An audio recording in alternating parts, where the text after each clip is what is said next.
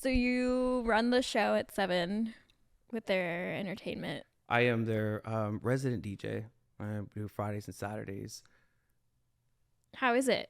It's incredible. It's very, very special place because I get to work with lots of entertainers of all backgrounds, and the people that go there are of all ethnicities, all backgrounds, and the traditional style of music that we play here in the States just isn't going to cut it for that big celebration where people go to celebrate, right?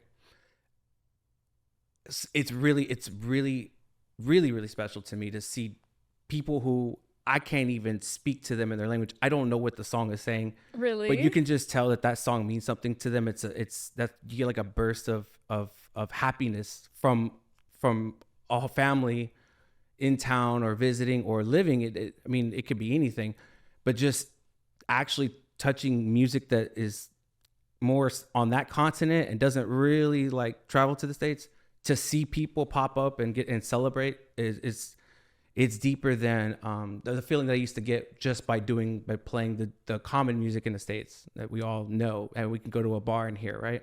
Yeah. It's like a whole nother level. I saw your post on Instagram that said you're collecting music from 10 different countries. It feels like it. It's more than that. And even more specific in particular regions of the world. You know. Have you been able to put together, is it for maybe a set that you're building, or is it now you're building up your library? It's for the people that I play for. Okay. These are songs that they ask me, and I'm not there's like a tear between DJs. Some don't take requests. They got it apparently. And then there's guys like me who I always at least listen. I'm always going to take your request, but that doesn't mean I'm going to honor it, right? Okay.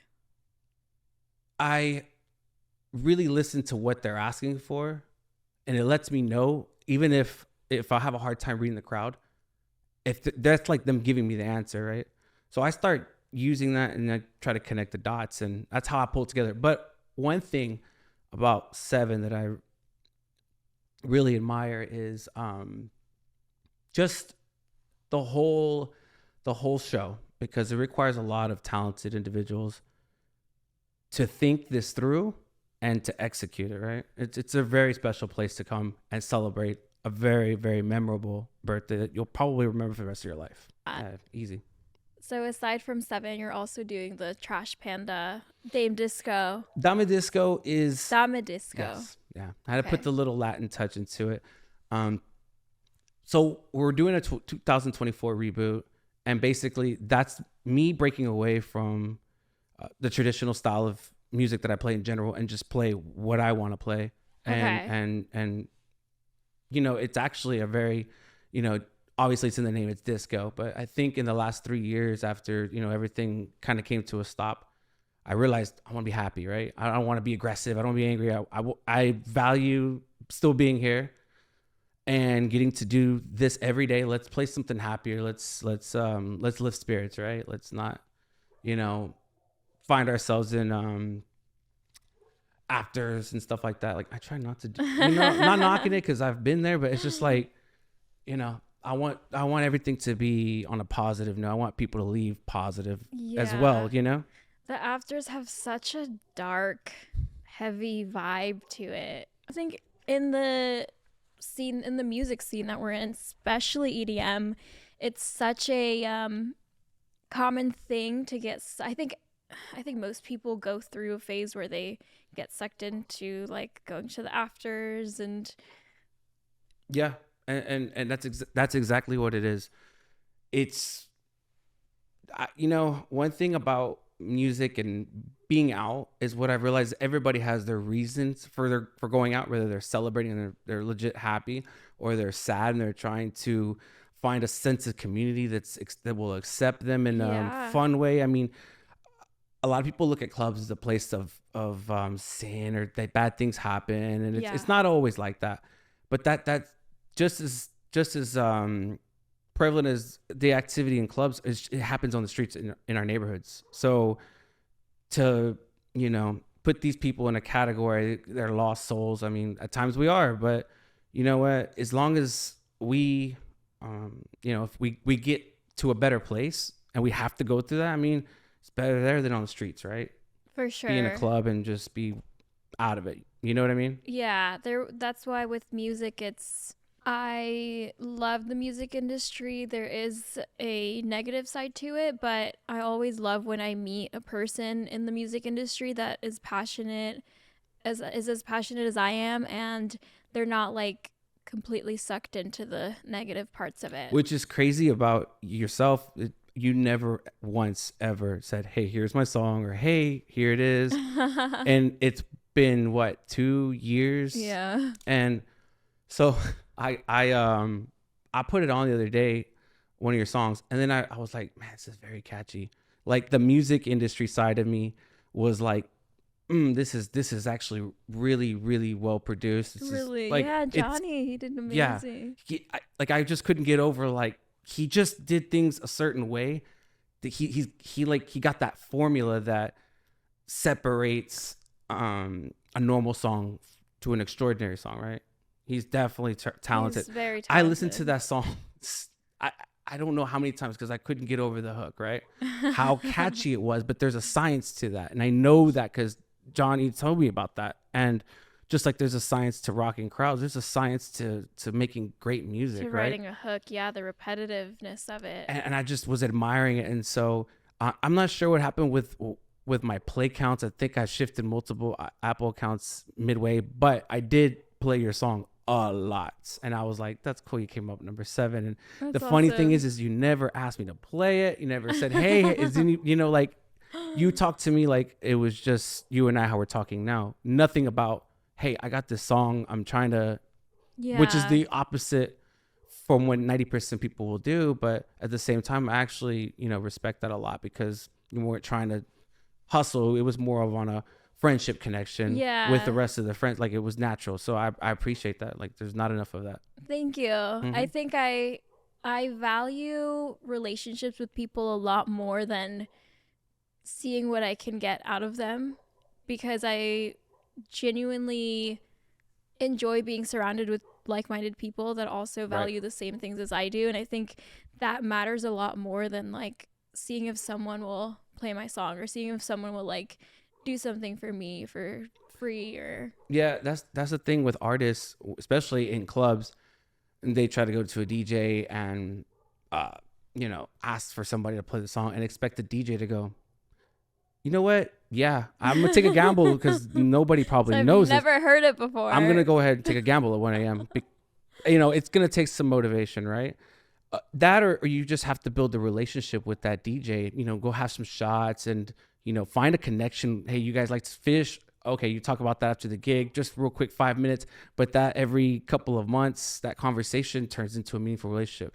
That's how an artist can get a DJ to play stuff and not have to try to hustle or, come on, man, let me give you $200 right now. And it's like, there's ways of doing it, naturally too. The thing is that people don't really practice it that much. It's crazy because when I was, 15 years ago, trying to learn the game, I was hanging around people that were, 10 years older than me in the industry and watching what they did and hanging around it and just being a fly on the wall, right? And was that a common thing? It doesn't feel like it anymore. People don't stay very long. They don't, like the younger generation, they just don't hang out long enough. They don't watch and observe long enough to see game. That I got put on by watching. It's just kind of like YouTube-ish. Maybe I just go look it up on YouTube or You're right. Yeah, people are like, I'd rather learn from a stranger on YouTube than go into my community and ask shadow them for a night. And not only that, but when you build those relationships with, those guys, they see that you might be ready for that, or they need a help because somebody needs to be covered. Somebody isn't going to be able to DJ that night, or they got a call, they can't do it, but they're willing to pass it to somebody. You have to be ready to execute that, right? And if you just don't come out or don't associate with your community, you're not going to be able to play for your community. You know what I mean? Yeah. You have to just literally just, hang out with them. Up. Yeah. That's all it is. Because nobody showed me techniques or how to scratch on vinyl. I'm not even the best scratcher. That's why I don't scratch publicly. But I mean, you just got to be present in your community, right? Yeah. But it's tough because I'm sure there's people in your community that you don't want to be around, right? But that they're there, right? So that kind of makes it like, I don't want to be here, but I don't know. That's how I see it sometimes when I step out. Yeah, it depends. And I think for me, it's filtering out the people that are serious about what they're doing versus someone that just sees it as a fun, trendy thing. Because I think everyone has aspired about being a DJ. It's such a cool thing. It seems fun, right? And what's crazy, check this. I'm not going to tell you venues or who, but what I've noticed is, and this is personal experience, the wealthy are, friends with people who own venues, or they have a friend of a friend. They're trying to get their kids, and I'm talking about under 18 to get into these venues. Oh wow. But they're like, they're just like putting them in there, right? Yeah. There's nothing wrong with that, because at some point everybody has their journey. But what I realized is before, it wasn't ever a glorious thing that like the rich kids wanted to do, and they were taking it very serious, right? And now it's parents are like pulling some strings and rubbing some, rubbing elbows, to try to get their kids in the like rotation, or just get them some experience. But I don't know. That is crazy, because it started off as a very underground, not glamorous thing. Yeah, it's a bunch of nerds. I saw a picture the other day from like the 80s, and it's like a dude with a bald spot, big old glasses, with his shirt tucked in, like dweebs, right? Yeah. That's all DJs are, like dweebs that are dressed up in a little bit better clothing. Okay. But that's, a lot of them are nerdy still. Yeah. But yeah, now it's like, very about your image, your persona. Yeah. Man, it's weird, because when I started, which makes it sound like I've been for a while, we were always kind of tucked away in the corner or in a good perching area, like a good area to watch, but like we weren't on stage. You weren't the center of attention. That was awkward for me one time. That for opening up for DJ Khaled and Jeezy. I saw that. Super Bowl weekend. I only have a snap of it, but the club opened at 10. There was a line at 9 for me to like sound check. They were waiting, and what was weird about this is that I've been on stage countless times at clubs, but this time they were looking at me, and they were just like, exactly, like, who is this guy? Well, yeah, and then it's just like, how do I like, keep them from like not getting bored, other than just playing music? And I'm like, well, that's all you're supposed to do, right? Was it a set that, did you get to pick the music, or did they give you a guide? So here's what's crazy with that. I only had a day to prepare. I only had a day notice that I was gonna DJ for DJ Khaled and Jeezy. Day notice. That's crazy. And then on top of that, I was told 30 minutes or an hour, which I was like, fine, because I believe DJ Quiz, which is Jeezy's DJ, was gonna open, and then DJ Nasty, which is Khaled's DJ, would finish out while Khaled performs. Well, 10:30 came by, and I'm like looking for the promoter. He's actually from, I believe, San Francisco. He's not even from Houston, but he's a really well-known DJ. OG, Trevor Simpson, if you know who that is. 11 comes, and I'm like, well, I had my like set more or less. I knew how I was gonna, play more or less. Okay, I'm not gonna go one by one and stick to it. I read the room and I make adjustments, right? Okay. But 12:30 comes, and I'm like looking at my friends. They're over there partying. I'm talking about all my friends showed up without me calling them. That's funny that day. Oh, that's awesome. They all showed up, and they're sitting on the side, having bottles and stuff, living it up. And I was like, cool, this is cool. Everybody's here. Got 20 of the people that I always see, they're there. And then I'm playing a 2-hour show, and like now it's starting to. I have no choice but to go a little harder with it. Quiz gets there at like 12:45. And I'm like, dude, is DJ Khaled going to show up? Because he had 2 shows happening at the same, between 10 and 2. So I'm like, man, it was one of them scam events or something. Second guessing it. I've heard of those. It's 1:15 and then nothing, right? And 1:30 he shows up. Wow. So, but I ended up playing like 2 hours. Oh wow. Yeah, it was nerve wracking because they're just staring at you. And they weren't dancing? No. Isn't it different when like it's concerts and Yeah. they're there to see the Yeah. open? Because that's what that was. It wasn't a club show. It was a Yeah. concert type crowd Uh-huh. setting as well. Even though it was a club, it was just They're not used to that Yeah. type of like and I wasn't either. dancing. I went to a show and same thing. I couldn't believe. I was like, oh, this is like more like obviously rock style. Like, you play music in the background while, the next act is about to come on. And I wasn't used to that. I was just used to 10 to 2. It's just something's going, like, and it's Yeah. going at the right volume. Like, so that was like a little trip for me, but I respect it. It's actually a lot more peaceful than, Really? it's gotta be way more peaceful than So clubs. you're not responsible for the energy. Exactly. 'Cause That's a lot of pressure. I know they like kick some DJs out if they don't get the crowd going. It's not that they kick them out. It's just we all work as we all work independently, and at any time our time with that venue can be over, right? Just for any reason whatsoever as well. It could be because you have a friend who's finally just moved back from whatever and wants to get involved, and then it's like, well, hey, they start just making transitional switches between people. It could be your skill, it could be your energy, it could be that you're just the wrong music, the wrong setting, right? So forgive me because we just got off track a little bit, right? But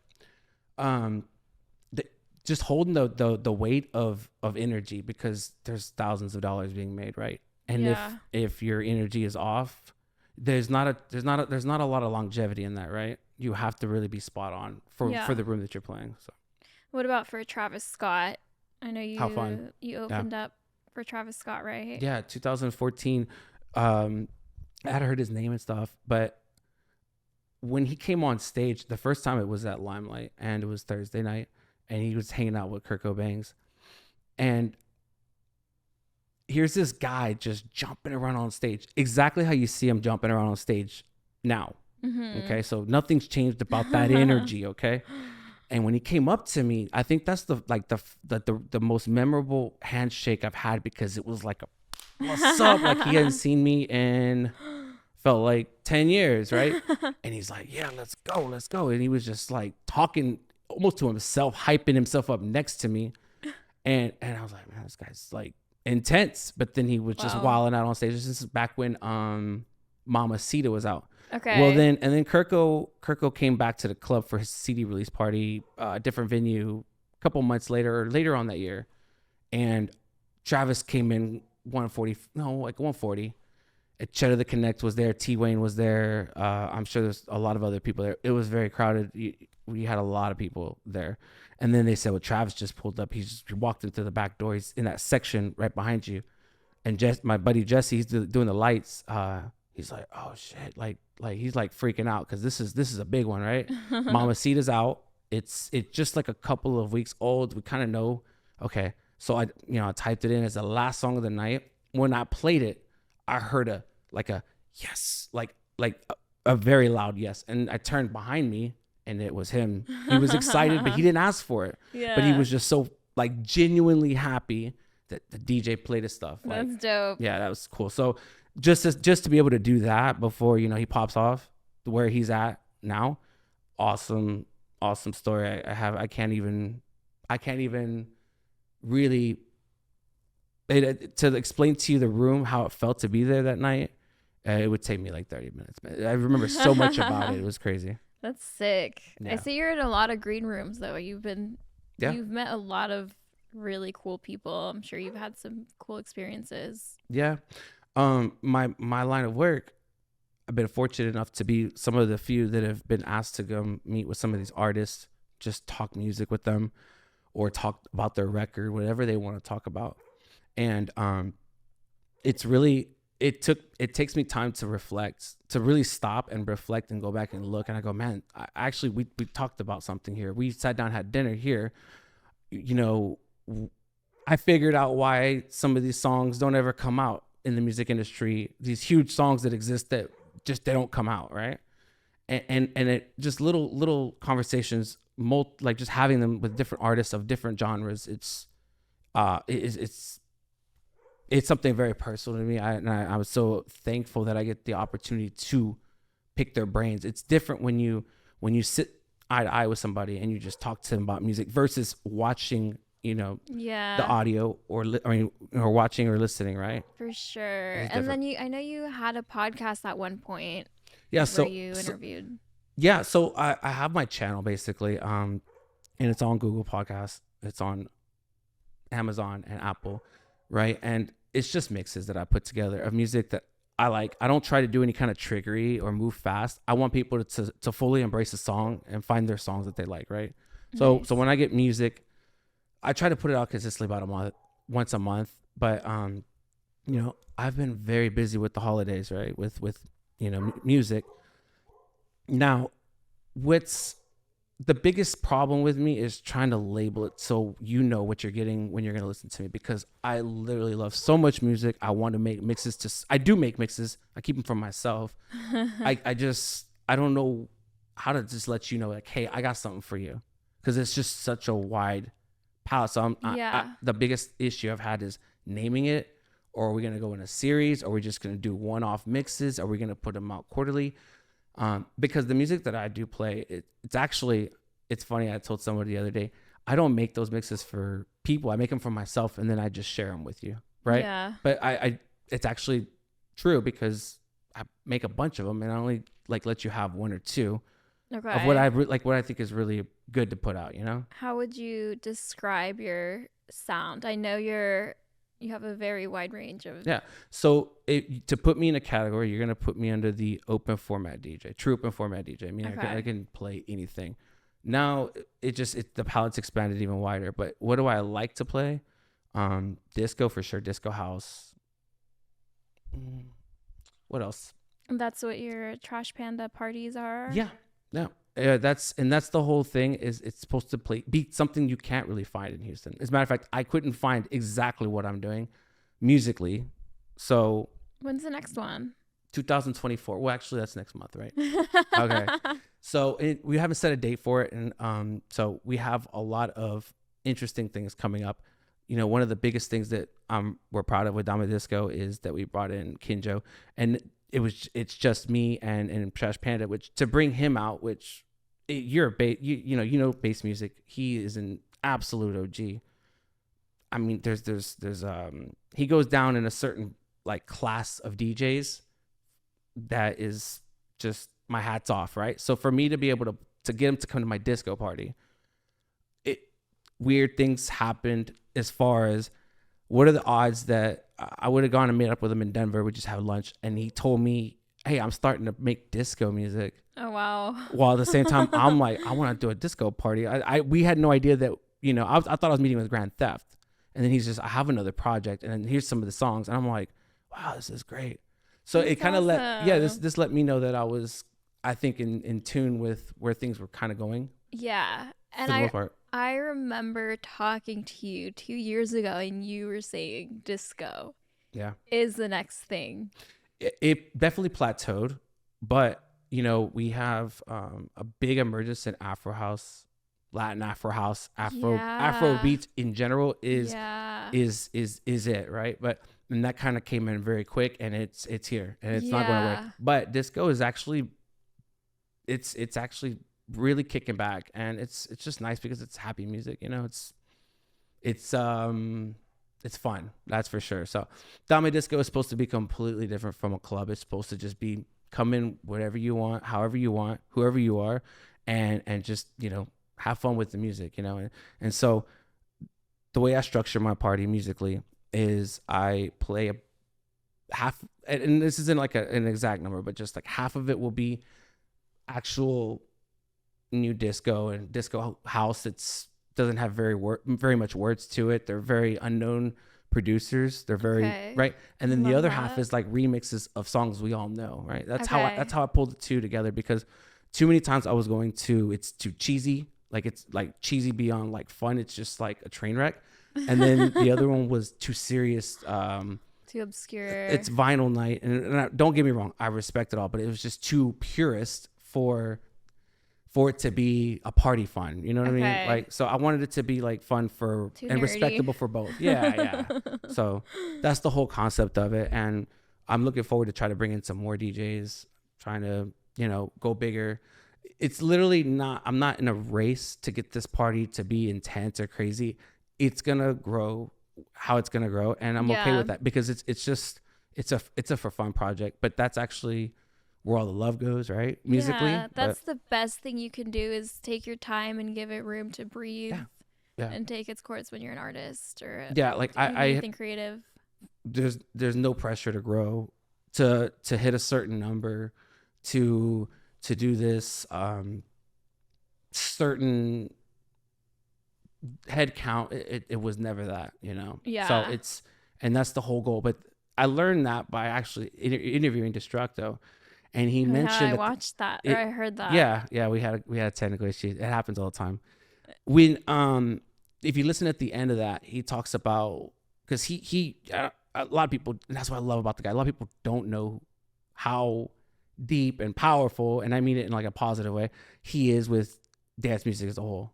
Like the fact that he created, the idea of cruise ships and raves, going to going out to an island. Oh yeah, because he's working on Hard too, the Hard Festival. Yeah, that's like, very respectable that he sold all that, and then he just started All My Friends. But what he told me is just like, if it's not for fun, then it comes out badly. It's gotta be fun, and that's what his events are. It's just gotta be fun because it's like it's too corporate now. It's like, yeah, we're not having fun anymore. You go to these festivals, ask yourself, let's be real.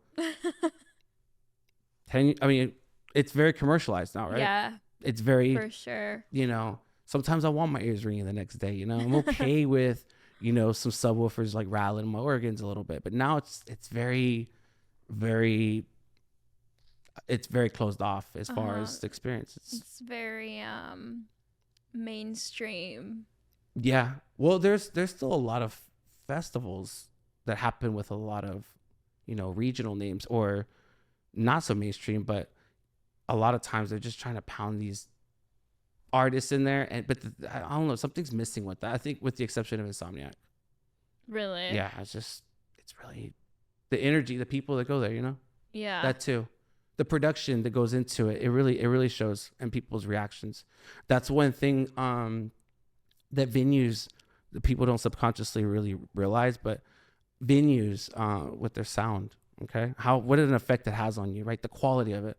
So I went to a venue just this other day, and from outside it was hurting my ears. Oh, really? Right, and it was probably at 90 decibels, 95, but it was the frequency that was really bad, and I knew those were $200 speakers, about 15 of them mounted on the roof, right? Wow. But people don't realize, and I've told this with multiple owners, they always say, I want it loud in here, or I want it to be loud. I'm like, you don't want necessarily loud, you want quality. Yeah. Right? Because for sure. you go to anything that Tim Hannon's put together, Spire, Clay Heart, Kiss, all those stuff, that when that music hits, it has an impact, but people can still have a conversation how we're having at the distance we're having. But you actually can feel it. Nothing hurts your ears. Yeah. Playing on that, I tell Tim Hannon all the time. I said, playing on that Void system was the first time I've turned it up as loud as I've ever could on a system like that, and my ears didn't hurt the next day. Wow. Like the monitors, I don't know if you've ever seen them at Spire, the red ones. They're like $7,000 each, right? I haven't been to Spire in a while. It's been a while, right? It's been years since I played there, right? But that red room, the Morocco room, those speakers, the way that that hit in the DJ booth, nice. That, like, my ears never hurt, And so the thing is that people know that, and when on the dance floor, they recognize that, and then, or they can't talk to their friends, they leave. Yeah. It's a subconscious action. Like, you just get out of it. So many times people don't realize that, sound quality as far as, the frequency range, like, you really can cost yourself a lot of money. But guess who gets who gets the trouble for it is the DJ. Of course. Because, but you can only do with what you have in there. You're not bringing your system every day. Yeah, for sure. Don't be a DJ. Do you wear earplugs? I'm about to start, actually, because I went to a show and I got like a little woozy. while I was standing. Oh. And I was like, yeah, the last time that happened, I was on stage at Limelight, and I was hearing weird like ringing noises at different pitches for like 3 weeks. And oh my God. yeah, so I'm scared a little bit, but I am gonna get my hearing checked so I can figure out where I'm at. Yeah. But yeah, it's been about 10 years since I've had them checked. Crazy. It is scary. I've like sometimes my ears always hurt. My ears are really sensitive, so I have to wear earplugs out. You should, and I'm like I said, I'm about to, because once it's gone, it's gone. And I don't know if you've seen earplug prices, but they are not the business. Yeah. Like no, it's not cheap. Yeah. like it's already gonna be tough for a lot of people to have extra money. Not that kind of money. You got to take care of your hearing. Yeah. It's scary. Going back to your podcast with Destructo, is that something that you do often? I haven't seen from you, but I would want to see more. I would like to. The problem is with that, at first when you start, right, you can ask for an interview with people, but they're like, what are you doing, right? So getting started is the tough part. Yeah. And I've just had so much on my plate, but I wonder, what type of people am I going to interview? Does it have to just be music?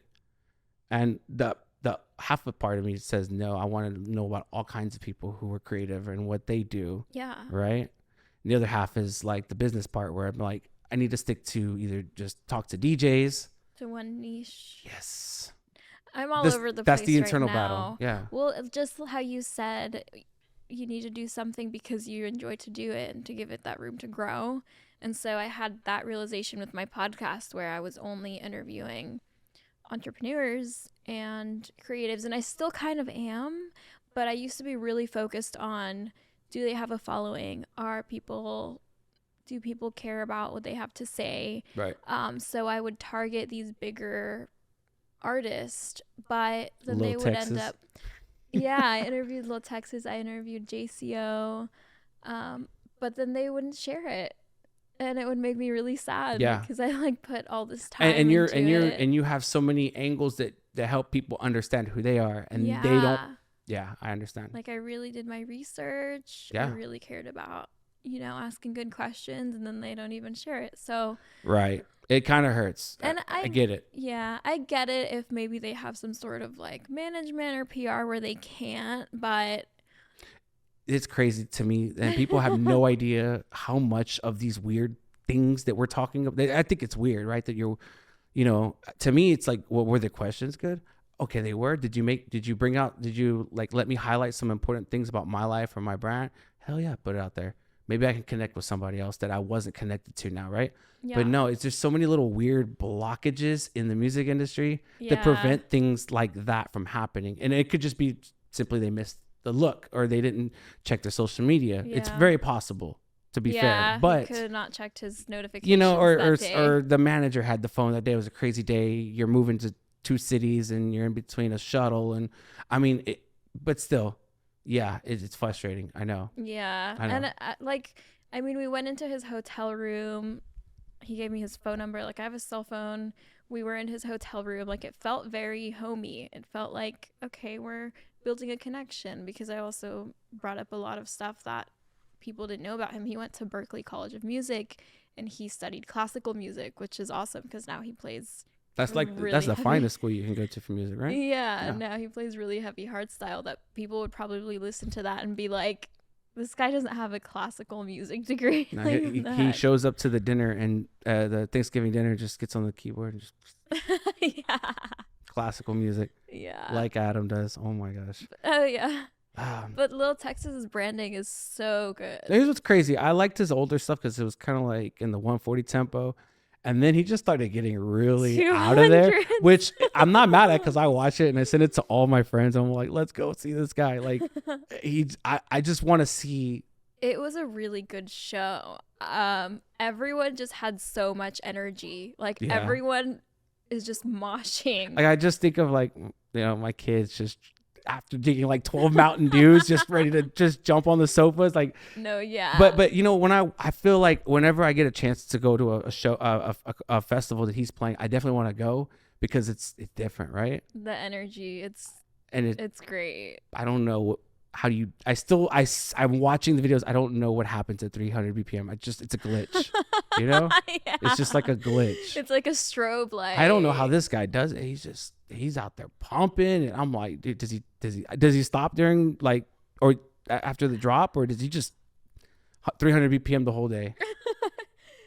I think so. In the show that I saw, I think this was like 4 years ago, he has a stopping point. I think it was like 200 something BPM at that point. 200. And he would build up the whole show. Would be like he would start around like 100, and then there would be like a switch where he would be like, "We're turning up," and then he would go up a notch, and then like towards the middle end of the show is when he would hit the 200 BPM. That'd be like the climax. That's good. Of the show.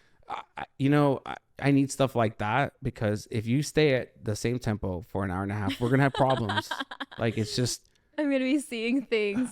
There's only one exception to that I think it was like Chris Lorenzo. That dude kept it the same speed, but every song was a banger. Okay. Like a banger. I was like, yes, keep it going. So, but you've been around artists, you've been behind the scenes, like, and I mean behind the scenes, as you say, you go to the room. Sometimes, like, we interviewed Aoki. Well, I didn't. My did? No, my buddy did. Okay. I was kind of associated with 95.7 at the time. Okay. But I was really cool with Caden, which was the on-air personality, and he had a dance station on HD2. Nice. He wrote him, and his management. He knew somebody. He got that interview, but we did it in the lobby. Like, he's like half awake. I mean, you see, but you see these kinds of things. He had just landed at 9:30, had his pillow in his hand. And, and the rest of his crew went to go take a shower, and he was on stage at 12:30 and then left Houston. You see these kind of things, like, you see like how crazy it is, right? JCO's interview was also in his hotel room. Yeah, it could be like, it's just so intimate, about to just change because they have like 1 hour. Yeah, exactly. It's crazy when you link up with an artist and you realize, hey, it's just me and the artist, or me and like 5 other people. Yeah. This is when you sit down, you're like, whoa. As I'm sitting down with, I have a funny story to tell you. For example, DJ Rehab, we had dinner. So I get a text probably a couple days before Valentine's Day. It said, hey, Rehab is playing that show Sunday. Do you guys want to have lunch with him? And he texts, the label rep texted the whole radio team that were on 95.7. We said, yeah, with the exception of one, he had a gig he had to do. So we looked at the times that we were going to do it, and I go, man, this was back when I had this girl I was dating, and she's been really mean to me, right? And I was like, man, am I going to go have dinner with the number 14 DJ in the world, or am I going to take her to dinner? Is it really 14? At the time, he was number 14 in the world, ranked, right? Isn't that like kind of okay? I guess that's good in the world, but I would hate if I was a DJ and someone came up to me and was like, "Hey, you're number 14." Yeah, right. Nah, I mean, I guess it comes with the territory, right? You're gonna be running for, the biggest names in the world. Very competitive. It's only one person that's gonna be that, right? So yeah, that's awesome. But so she wanted you to take her to dinner. Oh yeah. And you had this interview. And I thought to myself, am I going to be with this woman forever? Much longer? Oh. The answer was no, by the way. But my choice too. All right. So I said, you know what?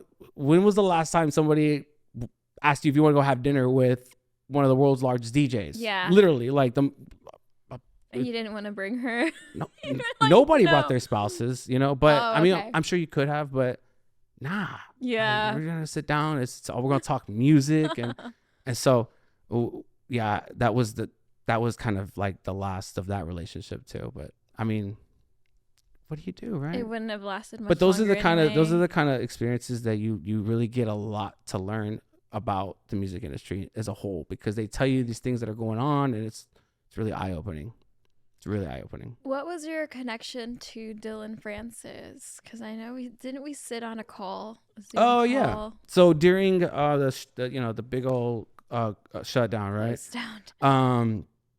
A lot of artists stopped moving, right? They couldn't go anywhere. So they're just sitting at the house with laptops. And, normally when an artist comes to your town, the label will get in touch with these DJs, groups of DJs or individuals who have, I guess you could say, influence over their music, right? Like, or it can help break their record, right? Or have some sort of role in the city, in the community, pushing them out, right? That's cool. So you get handpicked and you get brought together most of the time at the show. Periodically, there's one guy I really like working with. We always have dinner with the artists at nice places. You know, you meet them at the show, you meet them afterwards. You know, they'll come into the studio at the radio station. There could be a lot of scenarios, but this time nobody could move. So we did a lot of Zoom calls with Tiesto, David Guetta. Those were kind of crowded, like 60, 70 people in the room. But we did Dead Mouse with like 15 people in the room. I thought that was really cool. That's awesome. All I have of it is a screenshot. You know, a screenshot of my Zoom, but by the way, which is kind of weird. Like, it's a weird flex. Should I take the screenshot and like frame it? Because it happened. It's the next thing to meeting the artist, right? Yeah. Like, hey, I'm having Zoom with him. Anybody could dock it and make it fake, but yeah, I mean, it happened. But yeah, Dylan Francis is another one that was Mad Decent has always been a great label to me. They always send me a lot of swag. I'm talking about a lot of swag. That's awesome. Shout out to Mike Lieberman. 88 Rising gear. Like, I got a lot of 88 Rising gear, and they got amazing gear. So very cool. Yeah. And so, but yeah, just that connection right there, because you were there. That's right. Yeah, I sat in the corner of the room. Yeah, but isn't it interesting to like hear those? That's I definitely try to like bring people that, you know, were. It was awesome. It was really cool. Right? Yeah, it's just like it's not something you can find on YouTube. It's not, you know, and that's what's cool. You know, there was even one with Diplo that we did, and they said, hey, no photos of you doing this, that we're on Zoom. But and I guess I could found this in one of his interviews, I'm sure, but it was interesting because there was DJs, probably 20 of us. It was super elite, right?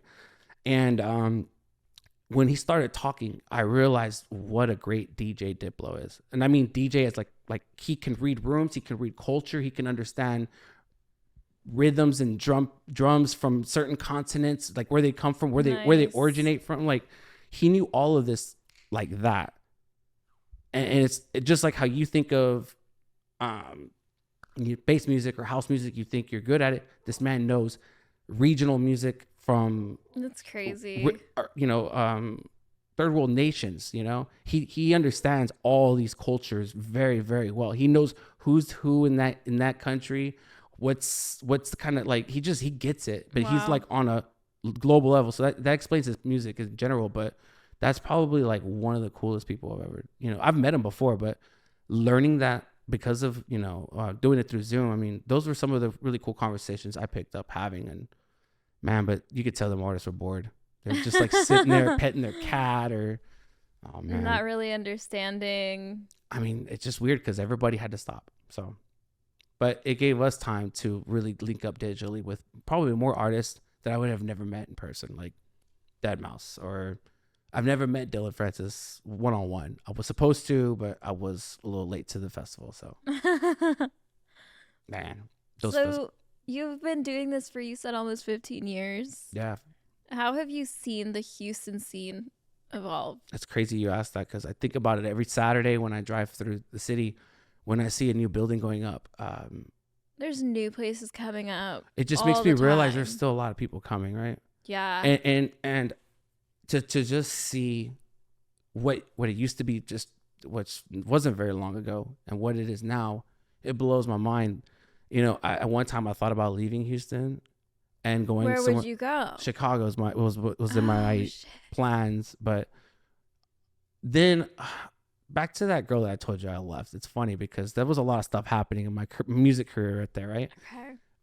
She said, look, you see all these transplants coming in. If you don't get your ass to work, like, they're going to be doing what you've always wanted to do in your city. Everyone's coming here. So you better like get it. Damn. Yeah. And I was like, you know what? I'm not moving. I'm staying here. Everyone's coming here. You know, the DJs in Chicago, like, hey, how much is rent over there? So I said, no, it's going to be here. And it has happened. Like, it's really has transformed the city. Just to watch it grow, though, I grew with it, right? I feel like I've done so much while that was all happening. It's really impressive because every time, like I said, I drive to the city, you see the different concepts, the cultures, the nightlife, the restaurants. You see people on scooters downtown. I mean, there's just, it's so different, right? Yeah. And it's a really cool place to be. I wouldn't trade living anywhere for a little while. I love that. Yeah. A lot of people I know just move to New York, to LA, to Dallas. Well, I guess I did do it that creatively, but not really. There wasn't much of a music scene over there either. Dallas is Dallas. I would look up Dallas producers, Dallas songwriters. One of these record label reps, he said, Austin is weird. It's just weird. And he's from California. You know, he's a music guy. He said, but Houston has a lot of soul. He's like, I like Houston. It's got a lot of soul in it. And it's true. When I looked, I mean, some things in Austin just don't make sense. I saw like a guy riding on top of a van with a mattress and playing weird music at like 10 o'clock. I mean, it's weird to me, not weird to him. But the point is, it's just, I'm like. And I feel like everyone in Austin is from other places. Yeah, trying to escape. Like wherever. Yeah, from all over the place. And then they can all kind of just gather and be accepted, which is great. Yeah, but Houston people I feel like have been here for a while. Yeah. Like I don't think I loved coming back to Houston, and I was like, oh shit, I didn't know this familiarity was so welcoming and warm, and it just felt only nice. When you travel and you realize the way people are in other regions of the country, you realize we are very warm and receptive. And I get kind a lot because I'm just, you know, I show appreciation as much as I can with people that I work with. I try to tell them, hey, thank you for that, or just recognize them for little things. And apparently it's not a big deal. Like, they're very cut and dry. It's very bland. It's very monotone at times, but we're really, trying to warm people up, and I don't know, some people think that's weird. Yeah, it's normal here. Also, my sister moved to Florida, and she was like, I had no idea Texans were the only state that has like massive Texas pride. Like, it's not really I guess it can be a thing in other places, but not in Florida. This. Oh my God. Florida. I'm sorry, I'm just thinking of alligators and crazy stuff like that. Yeah. Zombies. All sorts of stuff. Texas is a really cool place to be, and it's crazy. Another thing, Johnny would tell you, I told him, man, we should wear cowboy hats and DJ. He's like, no, dude. Like, why? I don't know. I mean, back then he definitely wasn't dressing like a cowboy. I said, like, we should dress like cowboys, like cowboy hats, but some skinnies and stuff, but just the cowboy hats. Like, dude, no, that's. And now it's a thing. It's the biggest thing. Now like, everyone wants to be like, a cowboy. I've been wearing Western wear when I DJ for loud pieces for a few years now. Now it's like everybody is. Well, not everybody. I'm gonna take that back. You either wearing cloth because you came from you just came back from Tulum, or you're wearing Western wear. Nah, but I have seen that a lot. The flat hats or the cowboy hats. I swear, like, oh my gosh. Damn it, my other light died. What the heck? No worries. It's interesting to see these trends, and you know what sucks about seeing it is that knowing the whole time you were right and should have went harder about it. Yeah. Like, I tell John, sure. Because I keep seeing people rocking these huge ass shows with cowboy hats. I'm like, damn, bro. Like, I was onto it 3 years ago.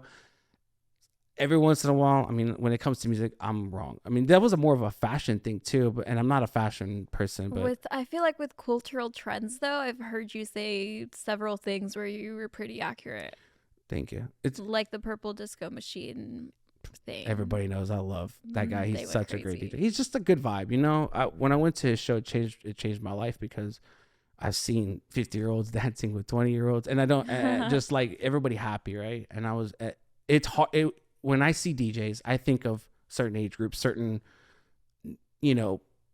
backgrounds at times, but this one was a wide range of people. Nice. And they were all happy. And I was like, this is cool. Like, didn't you walk like 10 miles in the rain or something? In New York? Yeah. 33 miles. What? Yeah. You're lying. No. 33 miles? With this blue poncho that we got at the 9/11 museum. What the heck? Yeah. So I almost canceled the flight. I like to go watch Purple Disco Machine either at the Mirage or what's another good place I like Red Rocks.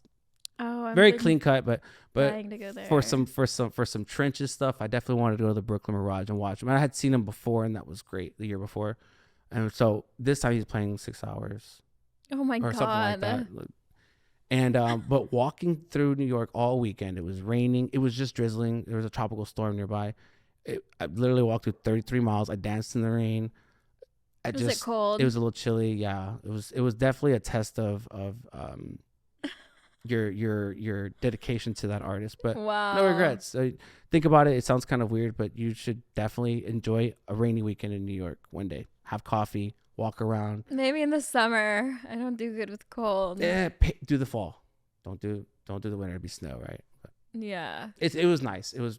I mean, I got used to being wet, right? Like just being. I had the poncho. Okay. On. It's fine. Okay. New York is a vibe. Not bad. New York is a vibe. Have you been? No, my friend, the company I just started working with, the Z Kit. Yeah. My friend lives there, so he's been like, "You need to come visit." And my other friend is visiting him right now, Nice. so they've been trying to get me to come out there. You need to invest in, unless your friend's got a car, invest I think in he some does, yeah. really good Hoka running shoes because I would have never. You told me I was going to walk 33 miles this weekend, and you're going no matter what, and you're going to do it. I told you you're crazy. Oh my god! But the thing is, it's just so different.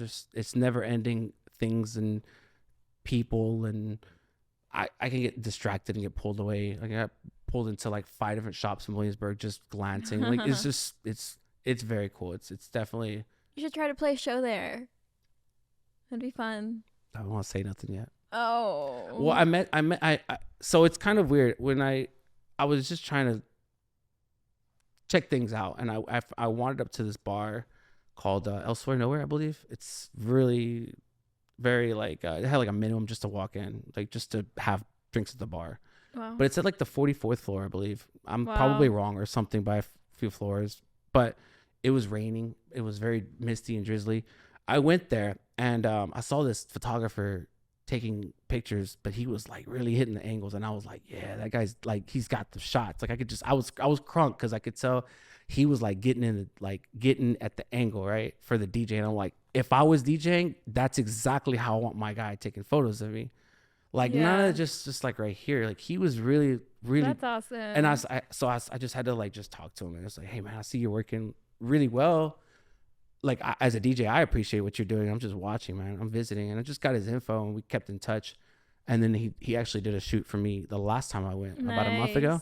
But then it turns out he books DJs. So oh wow.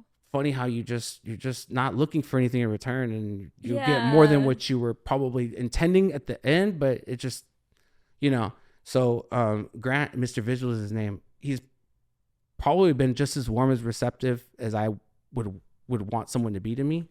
But other people in New York, it's like they just kind of dismiss you're because I'm sure they've met or they've been or they've seen someone who's someone yeah, they just like, okay. But I didn't really like that. I would still treat people warm and receptively. Yeah. Regardless, right? And so Grant was one of those guys. He's an artist himself, he's a photographer, lives in Manhattan. So I know he's doing a lot of work, right? You can't live there unless you're actually putting out some work. So but for sure. But yeah, no, so I love it there. It's just, you gotta go. There's so much, like, there's not enough time. Yeah. I still haven't done the things I need to do there. Yeah, I know. I can't wait to be able to put more time into music. Right now it's just my evenings and weekends since I have a full-time job, but I can't wait to be able to I understand. Put more time into it. I understand. And that right there kind of helps you push harder to get out. I promise, I already know. Yeah. Hey, but you know what? You have to go through those grinding days to, really enjoy those days when they will come to you, the ones that you've been, trying to get to. When it finally arrives, you'll just look back and be so thankful that it finally worked out for you after everyone around you told you, hey, maybe it's time to, you're the only one that believes in what you're doing, that you're going to propel yourself. That's tough, but yeah, it's a good feeling. Yeah. It's special. Were you able to quit a full-time job? Yes. And now I like laugh about it. I used to work in oil and gas. I never posted about it, never told anybody about it. I tried my best to avoid that type of culture, a lot of it, because it was very, very rough and rugged, and yeah, I bet. Didn't Johnny do that too? Yeah, and there's different avenues in the petrochemical oil and gas, league there, but he'll say the same thing. I mean, there's a lot of amazing people there, but it's where creativity definitely goes to die, right? And so my soul was just drowning in misery every day, Yeah. climbing 200-foot tower at Oh my 103 degrees God. with a respirator on. There's certain moments in my life I realize I'm gonna work so hard I don't have to come do this anymore. Yeah. And yeah, it's just it's funny because I just did a really big holiday party for a $1 billion oil and gas company. Nice. And what's crazy about it is that that party was for a facility that is in my city that I grew up, which is Loveport. And okay. And the thing is I would always see them. They were always like I guess you could say the finest of when it came to the petrochemical industry. They were very clean cut. They were very knowledgeable, very well paid. For me to be able to do what I do that got me out of that and then build them, I love it. Like it's just a full circle. Yeah, like I mean, who would have thought, right? So like I'm very proud. I told my mom, like, hey mom, you know how I always get billed when we go to the doctor? I said, or the hospital when we got sick that one time. I said, well, I got them back for you. Because I did an event for a hospital here. and I said, look at me billing the oil and gas in the hospitals. We're flipping the script. So I that's sick. Yeah, it's just a little fun with it. But, just to be able to just tie in with those types of industries, but with music, super cool. It's very different, Yeah. It's a special thing, because if you're going to, sell something to them or you're doing business with them, it's just a very business transactional type thing. But what I get to do is I get to do that, but I get to come in there and have fun with people, Yeah. be a little bit of like a light for the, bring the festivities up a little bit. Yeah. And that's super important to the whole thing. So just literally being able to bring people together through music. Yeah. That's awesome. But not for free. I mean, I would love to. I mean, I don't get me wrong. I've been thrown under the bus. I've been just cut off from venues for, because an owner sold and now they want to change the direction. There's so many wide variables that traditional business people, they just like, it's either you got the deal or you didn't. But now it's like, I don't know. It's very risky to be a DJ, period. Yeah. You have to be very, very, to work with good people, and you have to be good in order to constantly, excel and come back and keep going. Yes. What's right now we're experiencing some weird songs that have been trending. What's a song that you find yourself playing a lot? It's a good question. So weird. Man, you got me. Because I'll tell you what's weird to me, but not in a bad way. It's just different. Okay. So I'm playing a lot of Lebanese music, Nigerian music. I don't know what these songs are saying. I hope they're not talking about robbing and killing. I don't know what they're saying, right? It could be literally any subject, but they're celebrating to it. I don't know. The thing is, what's a curveball for me, it's just weird, is not knowing how to type these songs in. Oh, wow. I have to put them in a folder, and I'm going off of reaction and how I see people react, and at what time was it, and how many people were in the room to gauge how I'm going to play that forward, right? Because I don't have any other indicator what that song is about. That's so interesting. Yeah, it's just like I'm reading all the social cues and gathering the data and storing it in my brain. Okay, this song, next level. It's very observant. It's a blessing and a curse that I see this much sometimes. But so what's interesting is I really love when people would request Afro beats, because it's nothing's worse than to a DJ when you request a song and you nag him, or you be very persistent to where you're interrupting his flow, his thinking process, trying to concentrate on for the crowd. And then it flops. And then you play. No, not even that. You'll play it and they just stand there like, man, dude, like what? Like when I played Afro beats, people got up and they started dancing and they're singing. They they stood up and they let me know, like, hey, that song is it. That's the awesome. one. But it's just, yeah. So I really admire that too, about not knowing those music. It's like I learned something else, is like how to really watch reactions Yeah. and not know what, and I do not know how to pronounce some of these songs. I can't. But I can remember, okay, this really brought this out. This really brought this out at this time. Like, that's the weird thing for me, is figuring it out, because there's a lot of awkward moments where things don't Yeah. sound good, or So they don't have you playing like ski or anything like that at no, at thankfully.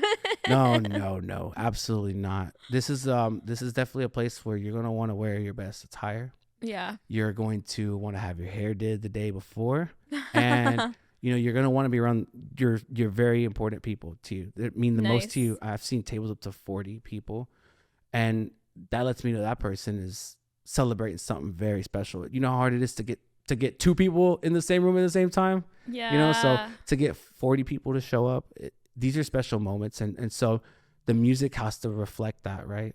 It has to really be the best of different regions, and I'm talking from Europe to, New Zealand to Afghanistan.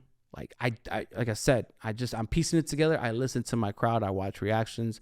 I ask questions. I really go ask. That's awesome. Like my belly dancers, I ask them, what 5 songs are you listening to right now? Send me what you put on in your car to get crunk. Like, okay. And I, like I said, it's weird to me. It's different. Yeah. But at the same time, it's beautiful.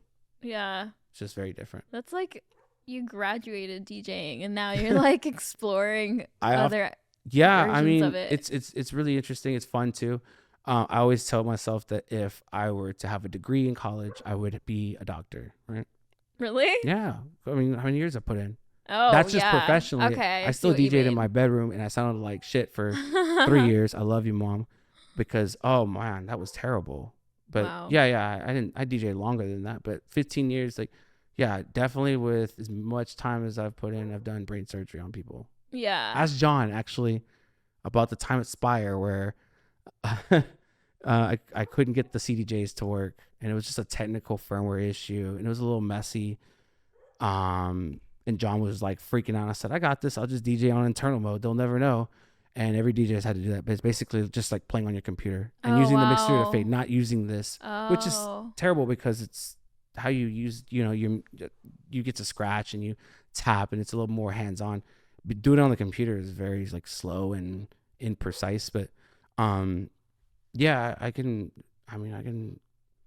rock with a lot of weird situations, but yeah, it had to go bad at some point for me to understand how to do that, right?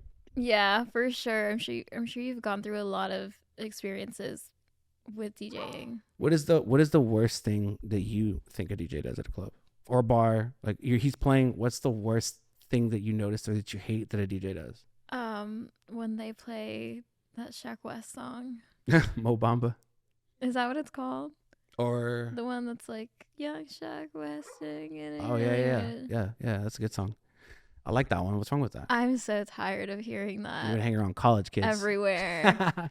It gets old, so old. But you know what though? Every genre or every age group has those songs that gets old. That's true. Like Mr. Brightside. Like yes. What are we on? 21st Street at 1:00 a.m. So cliche. Something that the song I always hated was, and I respect the song. I know it's good, but I hate how it's a go-to still. It's weird because like I just don't like it. It's That's just what too Brightside common. Is to me. Yeah. It's Be Faithful from Fat Man Scoop. Like what is that? You know it. You're gonna go look this up. I'm not gonna sing it. I don't want to be the people that sing it. No, yeah, definitely. You know it, but I'm not gonna sing it. Why not? No. Do you ever talk into the microphone? It depends on the room. At 7, we're just celebrating birthdays, recognizing people. It's more of a dinner setting, right? Yeah, nothing crazy. Now here's the interesting part with like urban clubs or Latin urban clubs, it's all my game. It's all my game. It's and you gotta say it right or they're not gonna respond to you. You could say some really obnoxious stuff, but you gotta say it with you gotta really say it right. Like commit to it. Yeah. I'm about this. Yeah. And then I'll Play rock the with it. part. That's what I learned. Like when I was young, I had the first time I ever talked on a mic in anything in front of anybody was in a stadium in Lufkin, Texas for Trey the Truth. My job was to introduce him because the Nice. host went missing. These freaking weird rap shows I used to be involved with when I started. And I'm like, I'm about to introduce this guy. I've been listening to this guy. He's a big deal in Houston. Yeah. And this was like Houston's era where you had Trey Zero, Slim Thug. To sit there and introduce him, I just said something, and I just remember the crowd responding, like, "Are you guys ready to see Trey the Truth?" And some people responded. They were obviously excited. That's all I needed to understand that you have to say it at the right time and all that. Okay. That's the thing with people. Sometimes I guess they have a bad first experience. They say something and they think everyone's like laughing at them. Nobody even cares. Yeah. Right. But that right there, man, it's man. You're like bringing back so many memories. I'm like, it's like flying in from everywhere. Like you made me realize like I've been doing this for a long time. Yeah. I need to probably take a break. Does it ever feel like a job? Yes. Yeah. It is at times. I'm not gonna lie.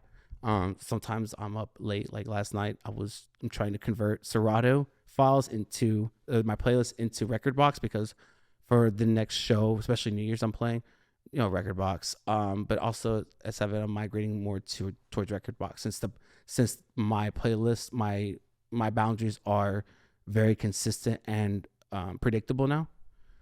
I can just go ahead and move over.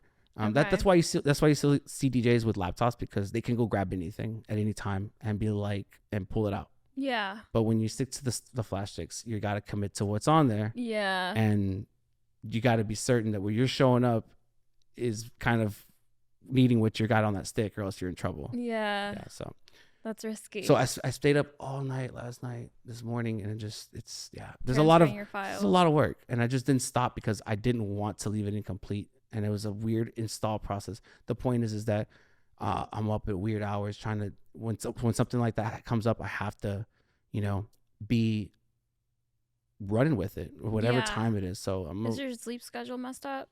Always. I think some people get into this rhythm where your body wakes up at the same time every day. I don't. I try. It kind of happens, but things. My schedule will throw that off. Yeah. Because I don't always get home at the same time. Sometimes I grab something to eat on the way home. I shouldn't. But the point is I've never had like 2 weeks where like I consistently woke up and got into a rhythm of, and I don't know. I think I can't think of the word of it, what it's called, but I've never been able to get into that because, then sometimes your business requires you to get up in the morning.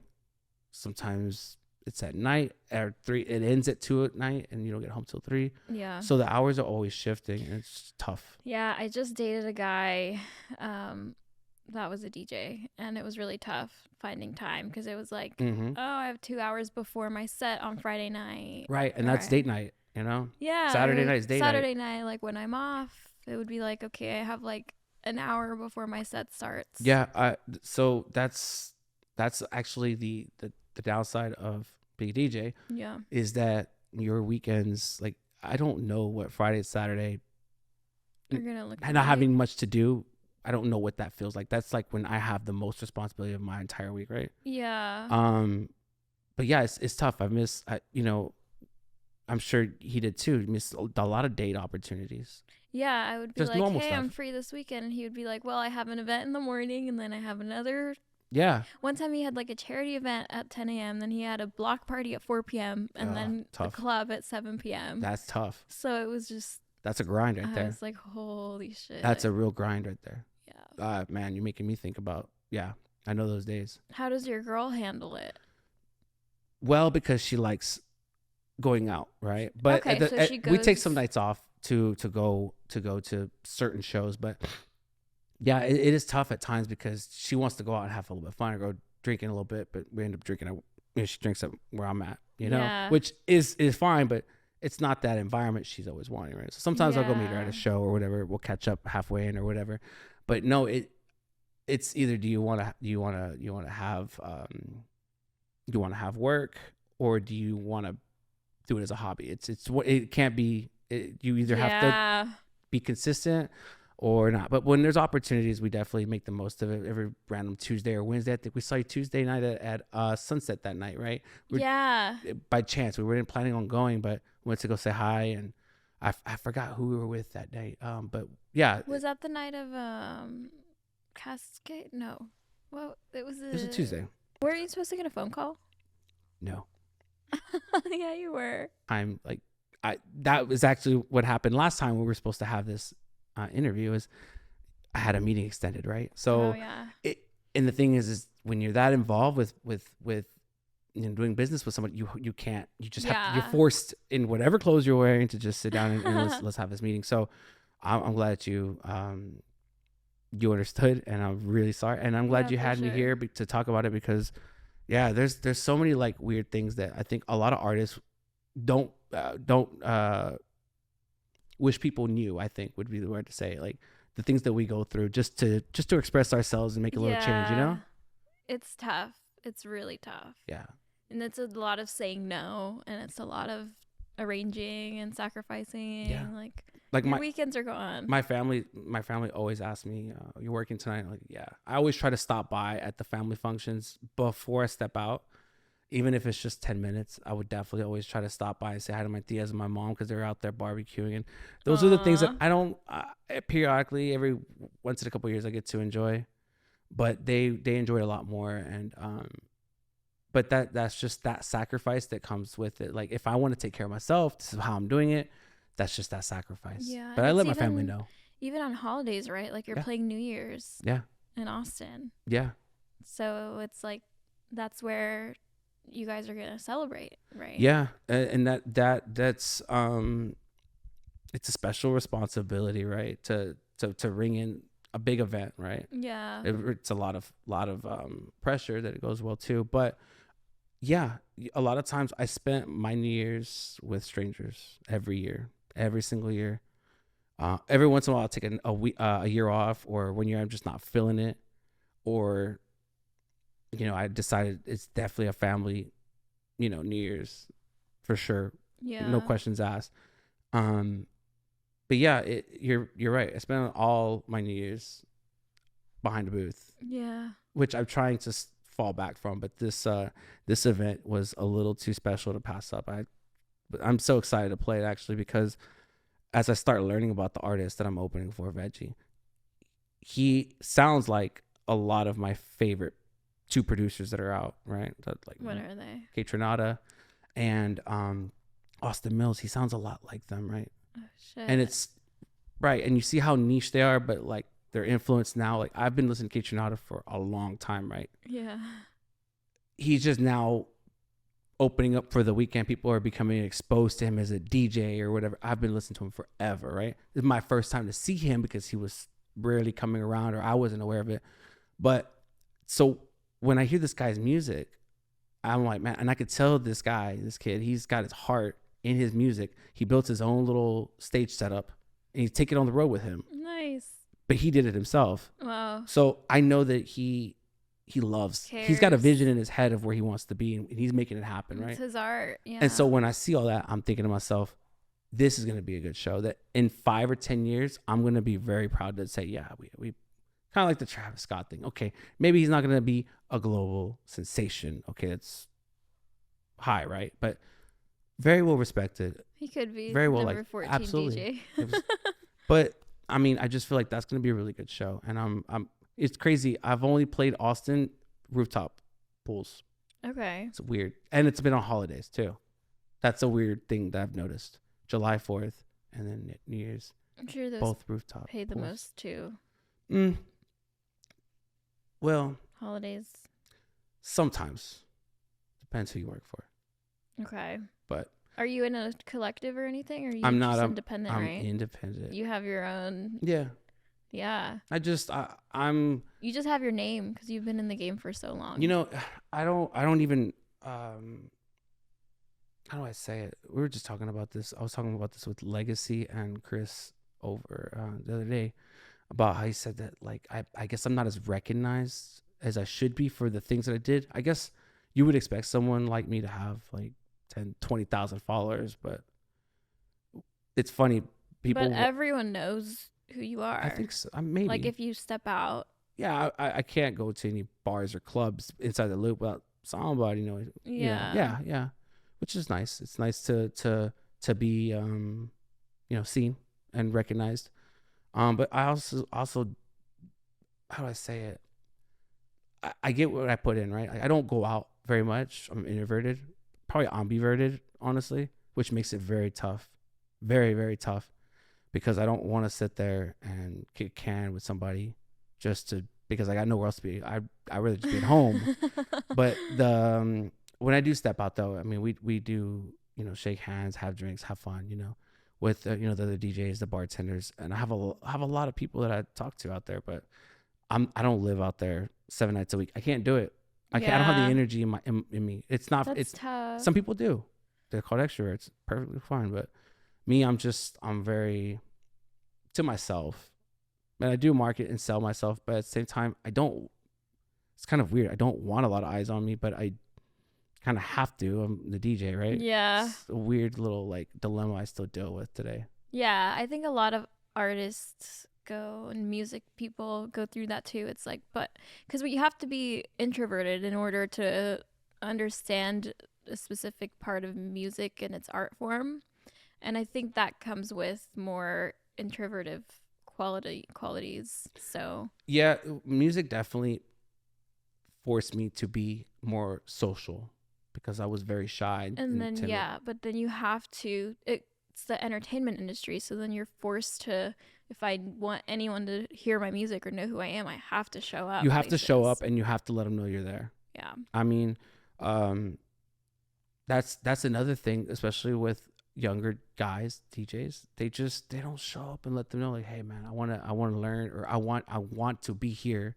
I like this. I'm trying to pick it up. Yeah. They just, I don't know. They just want to DM and hop in the booth, which is I can't blame technology for that, but it's just like you got to spend some time. I go spend time with the DJs that I work with or that I talk to as much as I can. I mean, I'm sure now you don't have to do as much as when you first started. I do in different ways.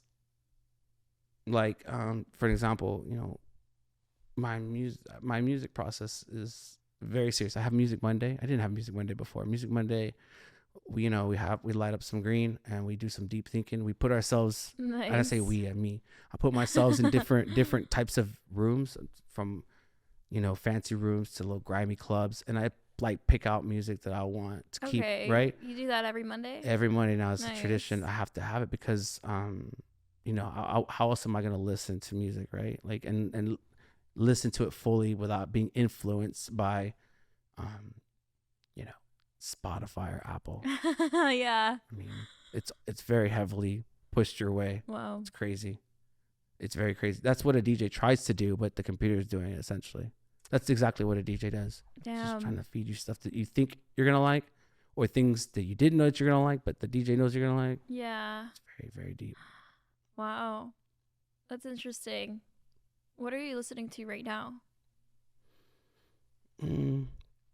A lot of when you get in your car right now, what would you play? A lot of Afro beats and I'm very fascinated because it's so well polished and it's so easy on the ears. And it's great, great, great music. Even though I don't understand half the words, I really appreciate it, right? It's refreshing. It's really refreshing. So, and it's just all good vibes.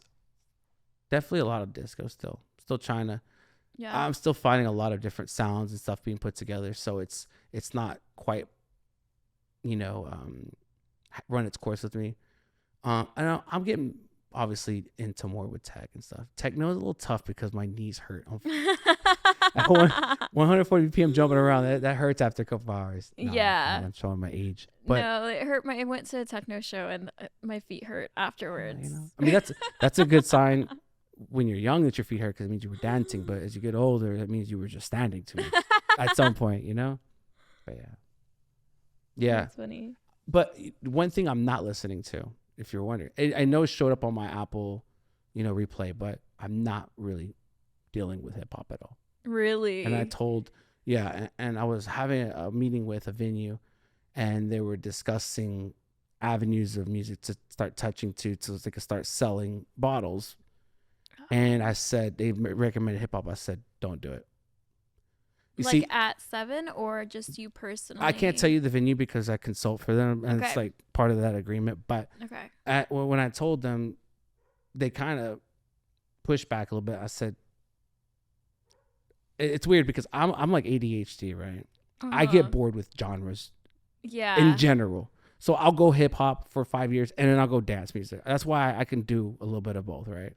But I realized in Dallas when I was playing at Federales that I am just done with hip hop. I was tired of hearing it in general. Yeah. There was nothing that made me want to play it. You know what? Every time I would go out in Dallas or anywhere, well, because at the time I had a boyfriend, so he would like pick the places. And every time it would be like rap or hip hop, I would be like, I'm bored. Right.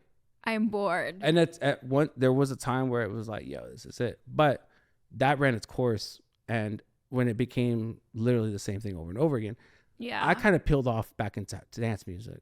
Yeah. And I actually talked about that with Destructor. We talked about that, but that was a really important interview for me, it just by itself as a DJ. But anybody could pick up on this. But, when everyone's going left, you go right. The opposite. And so I've been running towards dance music since, oh my gosh, probably 2019. Wow. I just said, you know what? Like my palette started pulling me back to house music. More upbeat stuff, more, just more energy. More, less aggressiveness, less violence, just more, fun. Yeah. And it's important. So I don't know. But yeah, I'm really fascinated with music. The fact that we have pop records in different languages versus being just American pop. There's so much interesting takes on music right now. It's hard to wrap my head around, but I'm trying to learn as much as I can about it because this is going to be valuable to somebody in about 30 years. For sure. And you have you're in the front lines of the different cultural shifts in music. Yeah.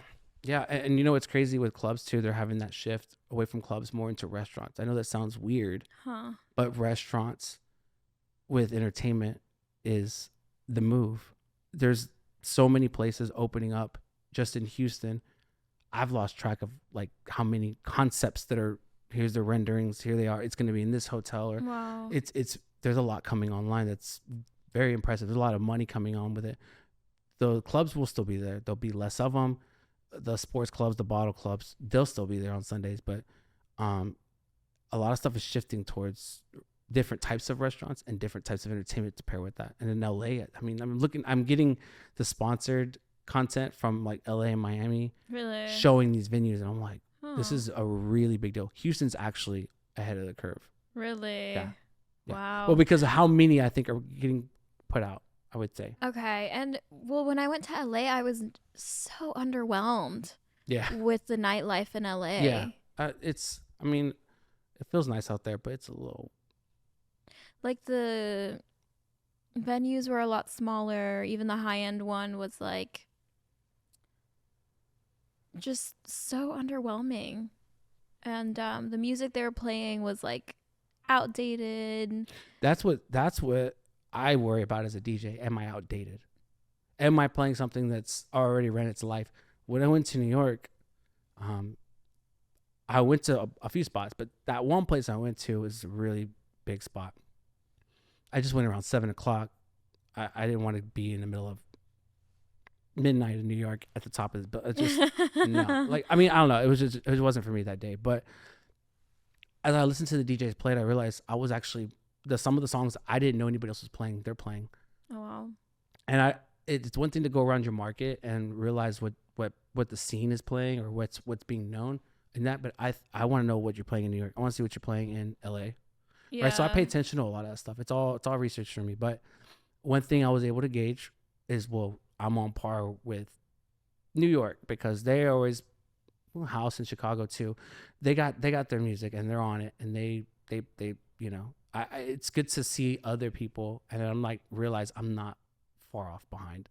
I'm just tired of playing it because I play it 3 times a week. Yeah. You know what I mean? That's a really tough thing, but you have to be able to, like, as a DJ, know that when you explore other markets, what are the right markets to explore, so you know if you're like behind or you're ahead. You know? Yeah.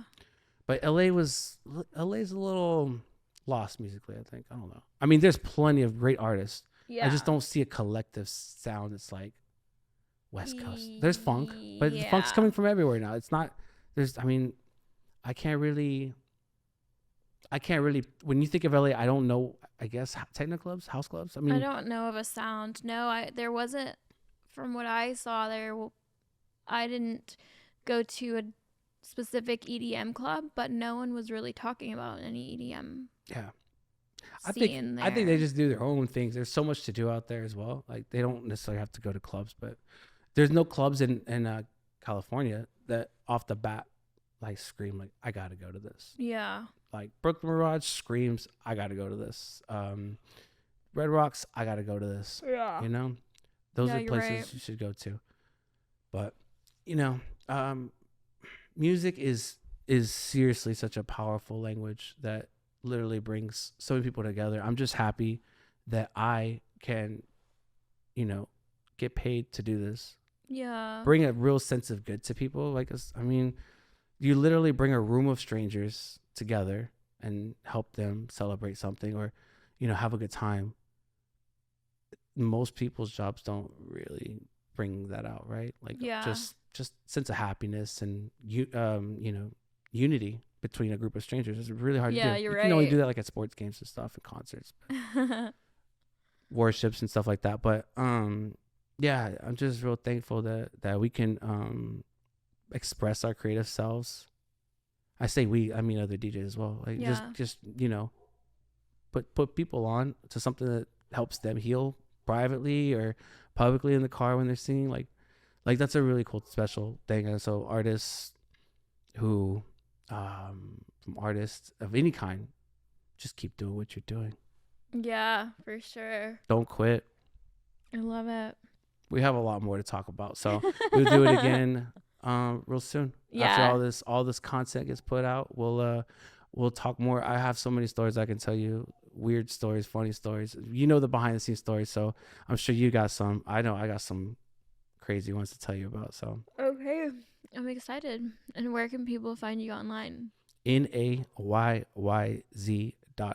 Okay, that's how you spell my. It's Nayyz, not Nazi. Nayyz. Nayyz.com. Nice. Yeah, or just just ask you, right? Yeah, I'll put all links below. Yeah, and you could always. I tell everybody, I'm not one of those guys. If you write me, I'm gonna write you back. Just don't write anything mean, okay? Or we're not gonna have friendship. But I'm very responsive to people. I'm always whatever they need help with. It's always an open, open mailbox for anybody who wants to just reach out and just learn something, chat, ask a question. I'm always there for them. Love that. Thank you for having me. Thank you, Nayyz. Next time we're gonna bring your dog in. Oh God, he wouldn't shut up the whole time. We could be friends. He'd be sitting right here. It's my roommate's dog. He would not stop barking at you if he was out.